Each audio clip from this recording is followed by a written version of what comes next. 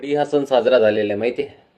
आणि आता पुढच्या 19 तारखेला गुढीपाडवा हा सण सुद्धा आपण साजरा करणार आहोत.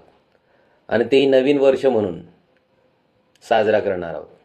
आपल्या घरावर एक गुढी असते आणि आम्ही म्हणतो आमची गुढी उंचच उंच. बरं, गुढीला उलटा गडवा आणि त्याला साडीचोडी आणि कडुलिंबाची सुद्धा पानं आपण त्या ठिकाणी बांधलेली असतात. बरोबर आहे ना? बरं, त्या ठिकाणी सासऱ्याचं एखादं धोतर टांगून बघा ना यावर्षी काय होते बघूया जरा.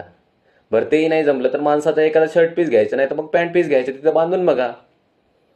अरे, त्या आईच्या पदराला जर हात लावला तर हात पाय कलम करा अशी शिवरायांनी आज्ञा दिलेली होती आपल्याला. मग तोच पदर तुम्ही तुमच्या घरावर टांगता. काय चालू आहे हे? हां. बरं, उलटा गडवा ठेवणं हे अपशगुन असतं हे माझ्या आजीने त्यावेळेस शिकवलेलं होतं मला. आणि मैतीवरून जर आलो आपण तर कडुलिंबाचे पानं देतात. आणि त्याच पद्धतीने जर आपण बघायला गेलं, जर शुभकार्य असलं एखादं किंवा त्यावेळेस आंब्याची पानं लावतात. पण हे सगळं करत असताना उलटाच गडवा का असतो किंवा कडुलिंबाचीच पानं का असतात?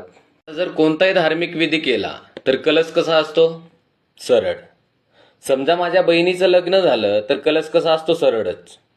मग ज्या संभाजी महाराजांनी जे संस्कृतचे पंडित होते, त्याच संभाजी महाराजांची हत्या 11 मार्च 1689ला फाल्गुन मध्य अमावशेला चैत्र शुक्र प्रतिपदेच्या दिवशी औरंगजेबाने संभाजीराजाला पकडून देऊन धर्माची अंमलबजावणी करून संभाजीराजांचं मस्तक छाटून तिथे भाल्याच्या फळाला अडकवलेलं होतं.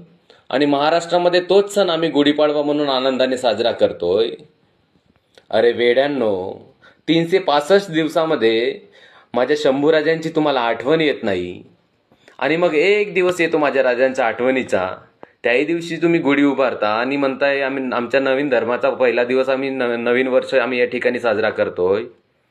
माझी आता तुम्हाला विनंती आहे मित्रांनो, शक्य झालं ना तर उलट्या गडव्याची आईची साडीचोडी टांगणारी ही जी हलकट गुढी आहे ही बंद करा आणि आमच्या घरावर सन्मानानं संभाजीराजांच्या बलिदानाला वंदन व्हावं म्हणून एक पाती भगवा झेंडा फडकवा आणि ते लावण्याचा प्रयत्न तुम्ही करा.